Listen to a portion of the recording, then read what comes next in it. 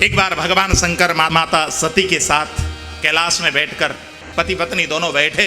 भगवान शंकर ऊंचे आसन पर बैठ गए और माता सती नीचे बैठ गई जमीन पर आसन बिछाकर। और भगवान शंकर नित्य कथा का गायन करते हैं और माता सती कथा श्रवण करती रहती। भगवान शंकर सुनाते रहते हैं और माता सती सुनती रहती। एक श्रोता है और एक वक्ता है। भगवान शंकर कथा वर्णन कर रहे थे।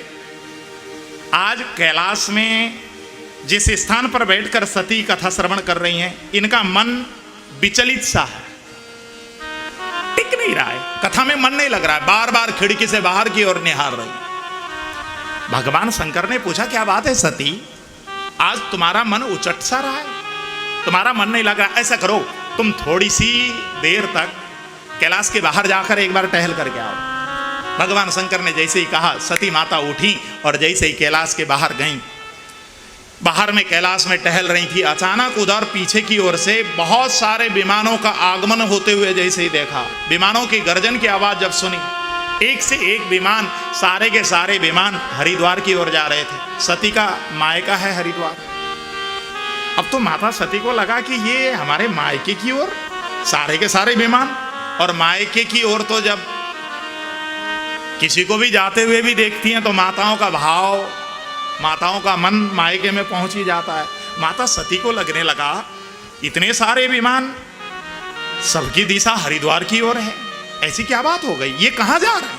माता सती के मन में उत्कंठा जब हुई, माता सती को लगा कि ये विमान में बैठे हुए व्यक्ति को पूछना चाहिए कि भैया कहां जा रहे हो। तुरंत हाथ का इशारा किया और एक विमान को जैसे ही माता सती ने रोका, विमान आकर माता सती के पास जैसे ही रुका है, माता सती ने प्रश्न किया, भैया कहां जा रहे हो। विमान में बैठे हुए देवता ने कहा, माते आपको खबर नहीं, दक्ष प्रजापति ने एक बहुत बड़ा यज्ञ का आयोजन किया है और उस यज्ञ में सभी दानवों को, मानवों को, यक्षों को, किन्नरों को, अप्सराओं को, नाग को, सभी दीपालों को, सबको बुलाया गया है, चतुष्षष्टि योगिनियों को सबको बुलाया गया है। माते आप नहीं चल रही हैं क्या, आपके पिता है वो। तो इतना कहना था।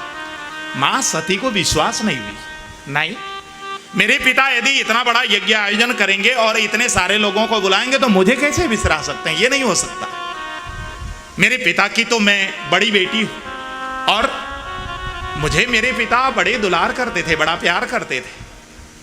और मेरे पिता मुझसे कहा करते थे कि बेटी मेरे घर में कोई संतान पैदा हुआ नहीं है, कोई बेटा पैदा नहीं हुआ है, केवल बेटियां हो तुम 16 कन्याएं पैदा हुई हो। दक्ष प्रजापति की 16 कन्याएं थी। 16 कन्याओं में से 13 का विवाह धर्मराज के साथ हुआ था, एक का विवाह अग्निदेवता के साथ हुआ था, एक का विवाह पितर के साथ हुआ था और एक का विवाह शंकर भगवान के साथ हुआ था। तो जब तक सती का विवाह नहीं हुआ था ना, तब तक दक्ष प्रजापति कहा करते थे, बेटी मेरे घर में कोई बेटा नहीं है, इसलिए तेरा मैं विवाह करके तुझे भेजूंगा नहीं, तुझे बेटा बनकर मेरे ही घर में रहना है और सारा राजकाज का काम तुझे ही संभालना। अच्छा, संभालती भी थी सती माता,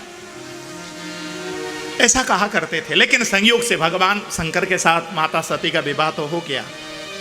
माता सती को उस देवता के कहे हुए बात पर विश्वास नहीं हुआ कि नहीं, मेरे पिता तो मुझसे बहुत प्रेम करते हैं, ये हो नहीं सकता कि मेरे पिता के घर में यज्ञ हो और हमारे पिता मुझे ना बुलाए, ये नहीं हो सकता। विश्वास ही नहीं हुआ माता सती को।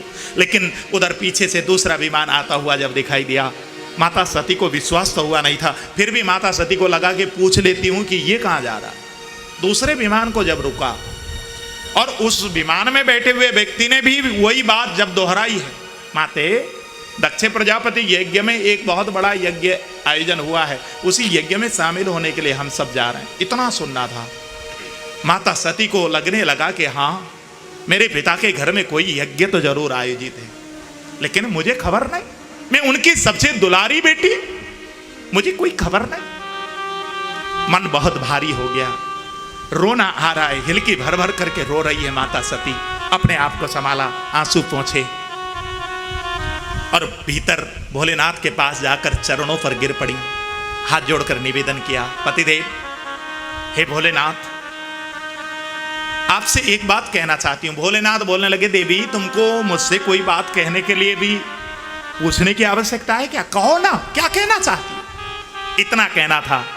माता सती ने भोलेनाथ के समक्ष निवेदन कर दिया, भोलेनाथ प्रजापतिस्ते स्वसुरस्य सांप्रतम निर्यापितो यज्ञ महोत्सव किल वयं च तत्राभिसराम वामते यदर्थितामि विबुधा ब्रजंती।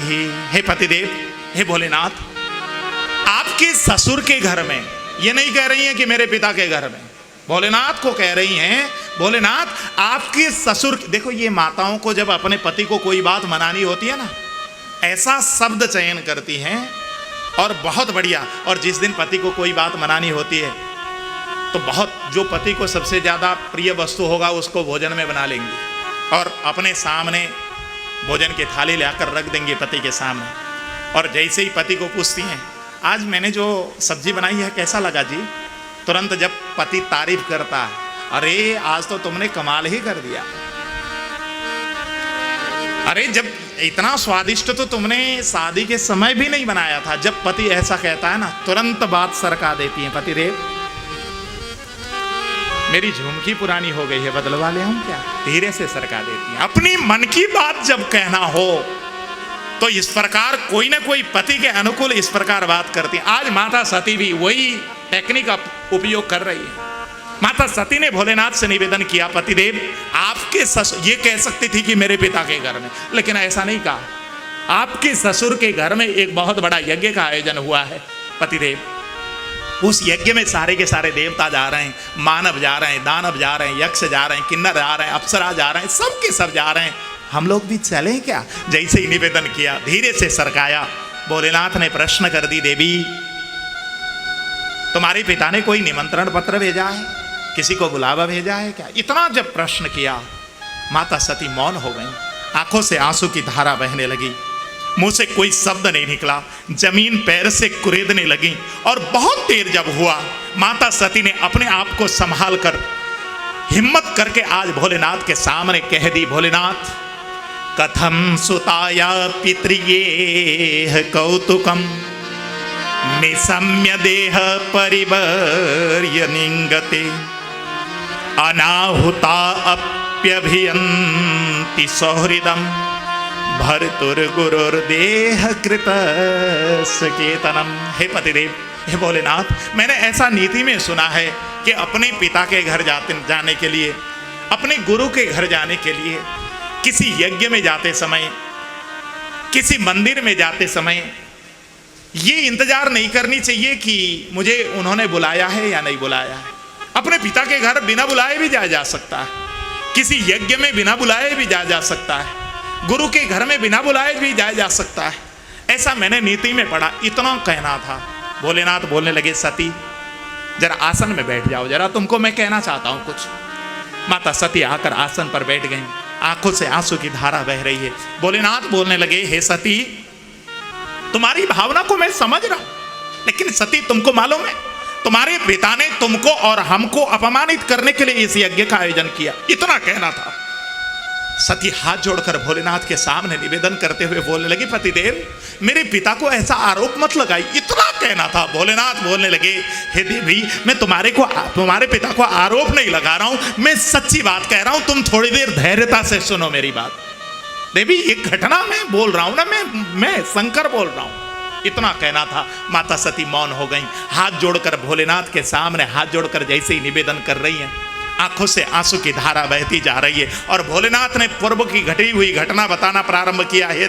देवी तुम्हारे पिता जब प्रजापति के पद पर अभिषिक्त होने वाले थे, उस दिन की घटना मैं आपको बता रहा हूं। उस दिन ब्रह्मा विष्णु शंकर में सारे देवता तुम्हारे पिता का प्रजापति पद पर अभिषिक्त करने के लिए एक समारोह पर हाजिर हुए थे। बड़ी भीड़ आई थी उस दिन। तुम्हारे पिता का तो नेता थे, तुम्हारे पिता को तो अभिषेक होना था, इसलिए सबसे बाद में वो आए थे। हम लोग बहुत देर से तुम्हारे पिता को इंतजार कर रहे थे। अग्र पंक्ति में हम बैठे हुए थे, ब्रह्मा जी बैठे हुए थे, भगवान विष्णु बैठे हुए थे, देवराज इंद्र बैठे हुए थे। इस प्रकार हम लोगों की पूरी सभा वहां पर जमी हुई थी। तुम्हारे पिता जब आए उस समय मुझे मालूम नहीं चला मैं समाधि में लीन हो गया था।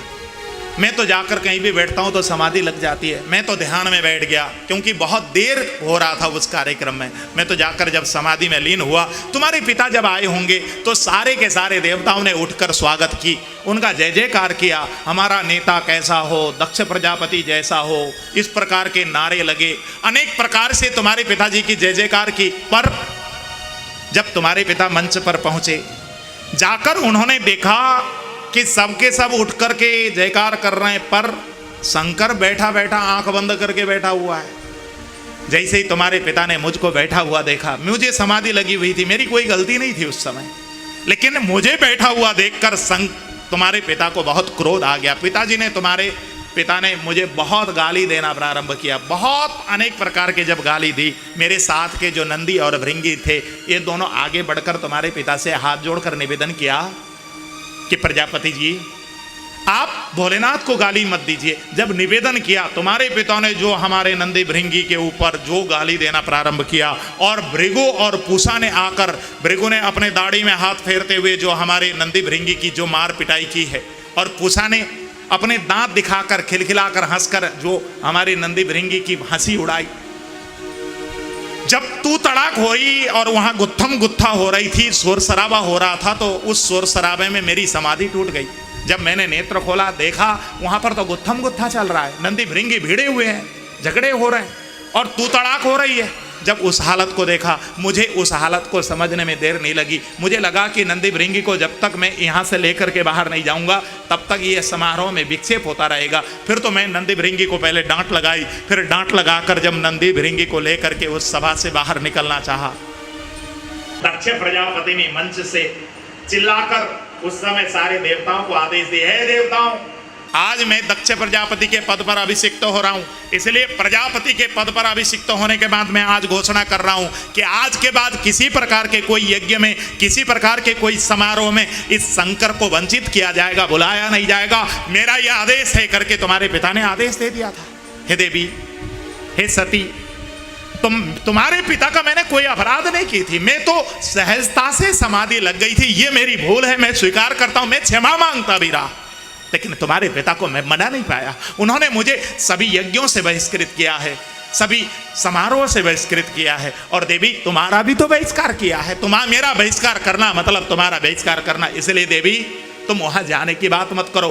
तुमको आकर ये बात मैंने इसलिए नहीं बताई थी क्योंकि तुमको अच्छा नहीं लगता तुम्हारे पिता की बात। मैं उसी दिन भी चाहता तो बता सकता था, लेकिन मैं जानता था कि तुम्हारे पिता की ये जो बात है, ये तुम्हारे पिता के विपक्ष की बात थी, इसलिए तुमको बताऊंगा तो तुमको अच्छा नहीं लगेगा, इसलिए मैं बताना नहीं चाहता था। लेकिन आज तुमने बताने के लिए मुझे बाध्य कर दिया, इसलिए मैंने बताया है। देखो, गृहस्थी में कैसे रहा जाए, ये ज्ञान सीखना हो तो कभी भी सीखना तो भगवान शंकर से सीखना। हाँ, कैसे रहना है, भगवान शंकर का परिवार देखिए ना आप। भगवान शंकर का जो वाहन है वो बैल है, और माता पार्वती का वाहन क्या है? सिंह। सिंह का और बैल का कोई जोड़ी एक जगह बैठ सकती है क्या? लेकिन भगवान शंकर के परिवार में दोनों रहते हैं। भगवान शंकर के पुत्र हैं गणेश। गणेश का पुत्र का वाहन है चूहा, और भगवान शंकर के गले पर जो लटके हुए हैं उनका नाम क्या है? नाग। नाग और चूहे की शत्रुता तो सब जानते हैं ना। और भगवान शंकर का पुत्र है कार्तिकेय। कार्तिकेय का वाहन क्या है? मोर। मोर और नाग ये दोनों तो आपस में शत्रु हैं, लेकिन ये दोनों के दोनों साथ में रहते हैं। ये और कहीं मिल सकता है क्या? ये विषमता में समता दिखाने वाला हमारा भोलेनाथ के अलावा और कोई नहीं हो सकता मेरे भाई बहन। और कैसी कैसी विषम अवस्था में भी भगवान भोलेनाथ का परिवार कितना आनंद से रहता है। आज भोलेनाथ ने माता सती से ये बात आज जाकर कही, उसी दिन भी कह सकते थे। हम लोगों के साथ यदि ससुर जी ने ऐसा व्यवहार किया होता तो हम घर में आते ही क्या करते? पत्नी को फिर तो तेरे बाप ने शुरू हो जाते कि नहीं होते? लेकिन देखो मेरे भाई बहन, भोलेनाथ ने कभी भी आकर, कभी भी, और देखो घर में प्रेम की वातावरण को आप देखना चाहते हैं, प्रेम का वातावरण देखना चाहते हैं, तो कभी भी अपनी पत्नी के सामने पत्नी के पीहर की कभी भी बुराई मत करिए। भले ही 19 हो जाए, आप जब गए जाएं तो आपके साले ठीक से बात भी ना करें तो भी उनकी बुराई कभी मत करो, तारीफ कर दो कि भैया तुम्हारे भैया बड़े अच्छे हैं। फिर तो भैया घर में फिर राम राज्य ऐसे आ जाएगा। हाँ, ये शंकर से सीख लो। भोलेनाथ ने जैसे ये सारी की सारी बात कही, माता सती तो फफक पड़ी, रोने लगी। भोलेनाथ ये बात ठीक है, आपने कह दिया, लेकिन मेरा मन नहीं मानता, रो पड़ी।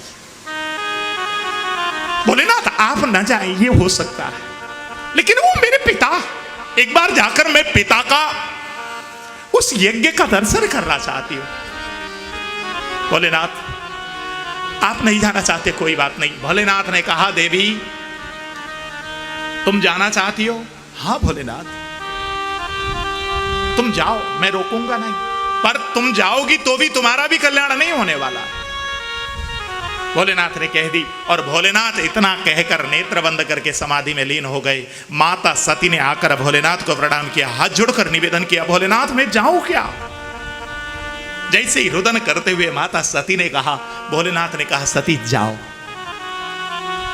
माता सती भोलेनाथ को प्रणाम करती हैं और बहुत भारी हृदय को लेकर आज जैसे ही कैलाश से निकली, भोलेनाथ ने नंदी और भृंगी को बुलाया। नंदी अरे भृंगी जरा जाओ, जरा सती के साथ जाओ, सती की ध्यान रखना।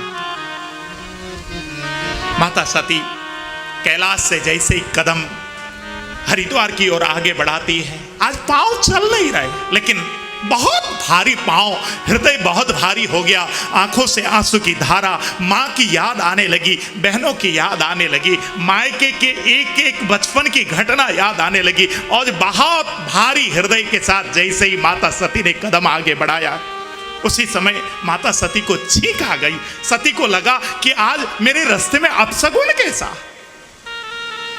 माता सती रोने लगी। थोड़ी देर बैठा है माता सती, एक पत्थर पर बैठी रही, लेकिन थोड़ी देर जब हुई फिर कदम को आगे बढ़ा दिया। पांव बहुत भारी चल रहे हैं, मायके की याद आ रही है, मन में सोच रही है कि वहां जाकर सबसे पहले मैं मां को उलाहना दूंगी। मां तुम तो बुला सकती थी ना, मैं कहूंगी। इस प्रकार मन में अनेक प्रकार के विचार सोचते हुए जा रही हैं। मेरी बहनें मिलेंगी तो मैं बहनों से अनेक प्रकार की वार्ता करूंगी, सबका हाल चाल लूंगी। इस प्रकार के मन की कल्पना में खोई हुई माता सती चले जा रही हैं, और चलते चलते जैसे ही हरिद्वार में पहुंची, माता सती की क्या दशा है गोस्वामी जी ने वर्णन किया। पिता भवन जब गई भवानी, पिता भवन जब गई भवानी, दक्ष त्रासे का पुन सलमानी, दक्ष त्रासे का पुन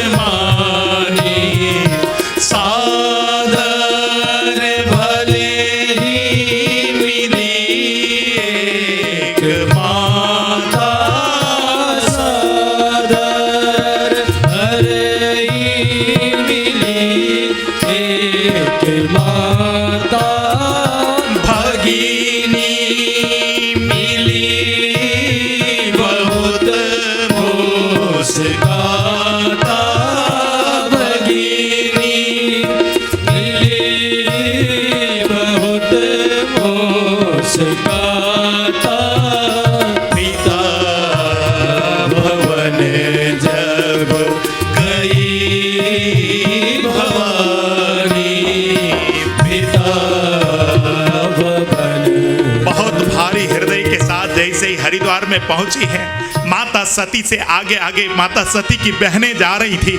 जैसे ही माता सती ने अपनी बहनों को देखा, तुरंत माता सती को लगा कि बहनों को आवाज लगा करके बुला लो। इतने में तो वे बहनें सती की चर्चा करते करते खिलखिलाकर हंसते हुए आपस में कहने लगी, अरे बहना देखना तो हमारी जो बहन है सती कितनी निर्लज्ज है। इस सती को हमारे पिता ने इस यज्ञ में बुलाया तक नहीं, फिर भी ये बिना बुलाए यज्ञ में आ गई। इस प्रकार की चर्चा अपनी बहनों के मुख से जब ये सुना, माता सती को तो ऐसा लगता है कि धरती फट जाए और मैं उसमें समा जाऊं। माता सती के आंखों से आंसू की धारा और ज्यादा बहने लगी। माता सती को तो अपेक्षा थी कि बहनें मिलेंगी, गले लग करके दुलार करेंगी और बहुत ज्यादा प्रेम की वार्ता होगी। जो बहनें सती के सामने मुंह उठाकर बात करने की हिम्मत नहीं करती थी बचपन में, आज वो बहनें आज सती की और बात करके अनेक प्रकार की हंसी उड़ा रही। माता सती बहुत वेदना के साथ मन में सोचने लगी कि मैं जाऊं या न जाऊं। धर्म संकट में पड़ गई बहनों की उस व्यवहार को देखकर, लेकिन माता सती को लगा कि यहाँ तक आई हूं तो एक बार माँ से तो मिलते जाऊं। ऐसा सोचकर माँ के कमरे की ओर, माँ का भवन की ओर जैसे ही माता सती आगे बढ़ी है और जैसे ही माँ के दरवाजे पर जाकर खड़ी हुई, आज माँ के दरवाजे पर खड़े होते ही सती के शरीर पर हिलकियां बजने लगी, आंखों से आंसू की धारा बहने लगी, हृदय फपक फपक करके रोना आ रहा है और माता सती को चक्कर आ गया। सोच सोच कर उनके शरीर पर जब चक्कर आ गया, सती धड़ाम से जब गिरी हैं और आज धड़ाम की आवाज भीतर बैठी हुई माता सती की माँ ने जब सुना है, भीतर से दरवाजा खोला, देखा तो सती को द्वार पर पछाड़ खाकर गिरा हुआ जब हालत में देखा, अरे मेरी बेटी सती आ गई। अरे बेटी तू? हाँ माँ मैं आई हूँ। इतना कहना था, माता सती की माँ ने आज सती को अपने गले से लगाया है। बेटी अब तू आ गई ना, अब मेरा यज्ञ पूर्ण हो जाएगा। तेरे बिना मुझे अधूरा अधूरा सा लग रहा था। बेटी तू आ गई, अब सब कुछ बहुत अच्छा हो जाएगा। आजा बेटी मेरे कमरे में चल। हाथ पकड़कर माता सती को जैसे ही माता सती की माँ ने भीतर लेकर के गई है और आसन पर बिठाया है, माता सती माँ को एक शब्द भी नहीं कह रही है। बहुत देर तक मौन जब सती रही, माता सती की माँ ने प्रश्न किया, बेटी दामाद का क्या हाल है? इतना पूछना था। सती माता के तो आंखों से आंसू की धारा बहने लगी। आज विलाप करते हुए दहाड़ मार मार करके फपक पड़ी। माँ मेरे पति के विषय में आप पूछ रही है? माँ इतना बड़ा आपने यज्ञ कराया और इस यज्ञ में आपने गैरों को बुलाया, दानवों को बुलाया, मानवों को बुलाया, यक्षों को बुलाया, किन्नरों को बुलाया, मेरी सभी बहनों को बुलाया, सभी देवताओं को बुलाया, ब्रह्मा और विष्णु को बुलाया। आप अरे आप तो बुला सकते थी ना, आप मुझे चुपचाप खबर भिजवा देती। आपने तक भी मुझे खबर नहीं भिजवाया। माँ मुझे केवल एक प्रश्न का जवाब दीजिए, मैं तुम्हारी बेटी हूं या नहीं? इतना कहना था। सती देवी की माँ सती के पास दौड़ करके गई, सती को अपने गले से लगाया और कहा, बेटी ऐसा शब्द मेरे सामने मत कहना। बेटी तू मेरी बड़ी प्यारी बेटी है, लेकिन तेरे पिता ने मुझसे खबरदारी कर दी थी, मुझसे कह दिया था कि सती को और शंकर के अलावा और सबको बुलाने की अनुमति मुझे दी थी, तुमको न बुलाने का आदेश दिया था और साथ में कह दिया था कि सती को खबर भी भेज दी तो भी तुम्हारे साथ मेरा कोई संबंध नहीं रहेगा। ऐसा तुम्हारे पिता ने कहा था सती, इसलिए तुमको मैं नहीं बुला पाई। सती मैं तुम्हारी माँ तुम्हारे सामने क्षमा मांगती हूँ, बेटी मुझे माफ कर देना। इतना कहना था। माँ सती की जैसे ही सती की माँ ने इस प्रकार कहा, सती माता को लगा कि माँ मुझे तो चाहती है लेकिन मुझे नहीं बुलाया, तो पिता ने नहीं बुलाया। सती ने इतना सुनते ही माँ का गला लगकर इतना रोई, इतना रोई, इतना रोई, हिलकी भर भर करके जब सती माँ रो रही थी, माँ ने सती के पीठ को थपथपा रही थी, बेटी रो मत बेटी, तू आ गई ना, अब तू यज्ञ में आ गई, तुझे कोई वापस नहीं करेगा, आजा तुझे यज्ञ मंडप में ले जाती हूँ। इतना कहकर माता सती की माँ ने सती का हाथ पकड़कर जैसे यज्ञ मंडप पर लेकर के गई और दक्ष प्रजापति के सामने खड़ा किया। दक्ष प्रजापति स्वाहा स्वाहा करके यज्ञ कुंड में आहुति दे रहे थे। जैसे ही सती को देखा, एक साथ अपने आसन से खड़े हो गए, इधर उधर देखने लगे। दक्ष प्रजापति को लगता है कि कहीं शंकर तो नहीं आ गया। इतने में दक्ष प्रजापति ने सती को पूछा, है सती तो अकेली आई है या तेरा पति भी आया है? इतना कहना था। सती माता तो फपक पड़ी। इतना फपकते हुए अपने पिता के पास जाकर एक प्रश्न पूछा है, पिताश्री मुझे केवल एक प्रश्न का उत्तर दीजिए, फिर मैं यहां से चली जाऊंगी। इतना कहना था। सती माता ने एक ही प्रश्न पूछा है, पिताश्री मैं आपकी बेटी हूं या नहीं? इतना उत्तर दे दीजिए बस। इतना कहना था। दक्ष प्रजापति बोलने लगे, बेटी तू तो मेरी बेटी है, लेकिन तेरा जो पति है ना, वो शमशान में रहने वाला, भांग खाने वाला, जिसको समाज में उठने बैठने की तमीज नहीं, भूत प्रेत जिसके साथी हैं, अरे वो आता तो हमारे इतने बड़े बड़े लोगों में हमारी बेइज्जती हो जाती, इसलिए तेरे पति को नहीं, इतना कहना था। माता सती ने अपने कान पर अपनी उंगली दे दी और पति की निंदा सहन न कर सकने के कारण पिताजी के सामने चीखते हुए कहा, पिताश्री बस बहुत हो गया। इतना कहकर माता सती ने कहा, पिताश्री यदि ऐसी बात है तो मैं अब अपना देह को परित्याग करती हूँ और आपके यज्ञ पर ही परित्याग करूंगी, अब मैं वापस कैलाश नहीं जाऊंगी। इतना कहना था। दक्ष प्रजापति घबरा गया। इतने में माता सती ने अग्नि देवता को आह्वान किया, हे अग्नि देवता प्रकट हो, हे अग्नि देवता प्रकट हो। मैं सभी दिक्पालों को, सभी देवताओं को, सभी मानवों को, सभी दानवों को, जितने उपस्थित यहाँ पर महापुरुष हैं, सबको साक्षी करके आज अग्नि देवता का आह्वान करती हूँ और अपने प्राण को त्याग करने का प्रण करती हूँ। इतना कहना था। जितने लोग उस यज्ञ में खड़े थे सबके सब एक टक लगाकर माता सती की ओर देखने लगे। जो आहुतियां चल रही थी, वेद पाठी ब्राह्मण वेद का पाठ कर रहे थे, सबके सब बिल्कुल निस्तब्ध हो गए। आज सबके सब एक टक लगाकर सती की ओर देख रहे हैं और माता सती अग्नि देवता को जैसे ही पुकारती हैं, अग्नि देवता आकर सामने खड़े हो गए। माता सती ने आदेश दिया, हे अग्नि देवता मेरे प्राण को तुम अपहरण करना। इतना कहकर माता सती ने अपने नासा छिद्र को बंद किया, संपूर्ण सांस को अपने ब्रह्म रंध्र पर रोका और सांस को रोककर जैसे ही माता सती ने पंचाग्नि को अपने शरीर पर प्रकट किया, माता सती के शरीर पर आकर अग्नि धू धू करके जलने लगे। लेकिन धू धू करके जब अग्नि देवता ने सती का शरीर को जलाना शुरू किया, तुरंत माता सती के शरीर का जो प्राण था उसको अग्नि देवता ने अपने बस में खींचा। जैसे ही माता सती का शरीर आराम से जमीन पर गिरा है। माता सती का आज जैसे ही प्राणांत हुआ, अग्नि देवता को लगा कि कहीं मैंने सती का शरीर को जला दिया और ये बात भगवान शंकर को पता लग जाई और भगवान शंकर मुझ पर क्रोधित हो जाएंगे। ऐसा सोचकर अग्नि देवता ने सती के शरीर को जलाने का हिम्मत नहीं किया, सती का केवल प्राण को हरण किया है। और ये खबर लेकर जैसे ही नारद जी महाराज कैलाश पहुंचे और कैलाश में भगवान भोलेनाथ के सामने जाकर त्राहिमाम भोलेनाथ, त्राहिमाम भोलेनाथ रक्षमाम, जैसे ही नारद जी महाराज ने किया, भगवान भोले बोलने लगे, नारद क्या बात हो गई, क्यों इस प्रकार त्राहिमाम त्राहिमाम कर रहे हो। नारद जी महाराज ने हाथ जोड़कर निवेदन करते हुए कहा, भोलेनाथ क्षमा करना, एक बहुत ही अशुभ खबर लेकर आया हूँ। भोलेनाथ बोलने लगे, नारद क्या अशुभ खबर है, मेरे सामने वर्णन करो। जैसे ही कहा, अब तो नारद जी महाराज बोलने लगे, भोलेनाथ आपकी निंदा को सहन न कर सकने के कारण माता सती ने दक्ष प्रजापति के यज्ञ में आत्मत्याग किया।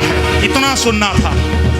भोलेनाथ ने जैसे ये शब्द सुना, आसन पर बैठे हुए थे भोलेनाथ, एक साथ आसन पर भोलेनाथ खड़े हो गए।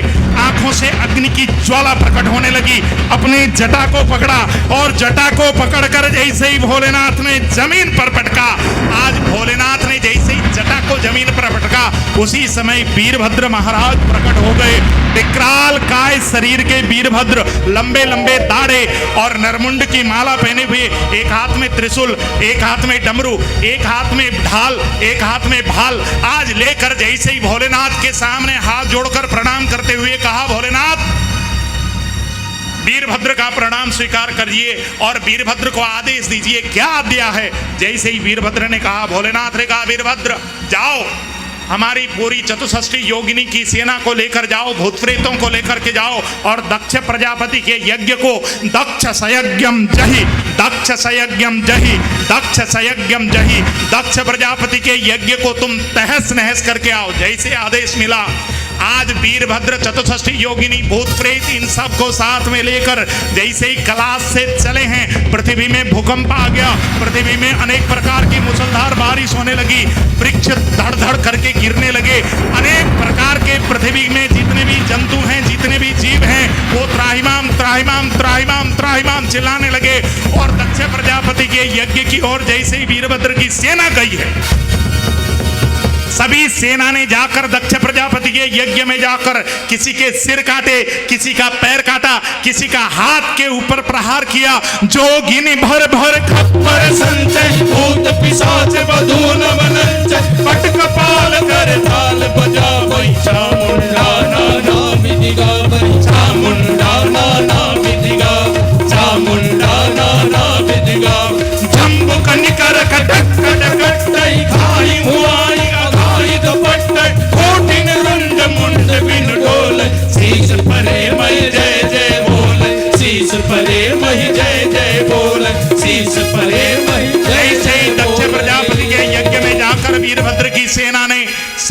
किसी के हाथ काटे, किसी के पैर कासे, किसी के पेट काटा, और किसी को तो भूत प्रेत गर्दन पकड़कर मरोड़कर उसकी खून को चूस रहे हैं। और पिशाच और योगिनी जो हैं वो जाकर किसी के गर्दन को पकड़कर, किसी व्यक्ति को जीवित पकड़कर गर्दन में छेद करके उसकी खून को चूस रहे हैं। इस प्रकार सबको तहस नहस करते हुए वीरभद्र जी जब आगे बढ़े, दक्ष प्रजापति के चोटी को पकड़कर बाएं हाथ का खड्ग से जैसे गर्दन पर प्रहार किया, दक्ष प्रजापति का धड़ धड़ाम से जमीन पर गिरा। और दक्ष प्रजापति के सिर को हाथ में लेकर जैसे ही वीरभद्र ने यज्ञ कुंड पर स्वाहा की और दक्ष प्रजापति के यज्ञ को तहस नहस करके, जब वीरभद्र जी अपनी सेना को लेकर भोलेनाथ के पास पहुंचे और जाकर निवेदन किया, भोलेनाथ आपकी जो आज्ञा थी उसको मैं पूर्ण करके आया हूं, इतना कहना था। भोलेनाथ तो बड़े प्रसन्न हो गए। भोलेनाथ बोलने लगे, वीरभद्र तुमको संसार भैरवनाथ के नाम से जाना करेगी और तुम्हारी बड़ी पूजा होगी, कलयुग में तुम्हारी बड़ी मान्यता रहेगी। ऐसा कहकर भोलेनाथ ने वीरभद्र को नाम दे दी और वीरभद्र को अपनी सेना अपने परिवार में शामिल रखा।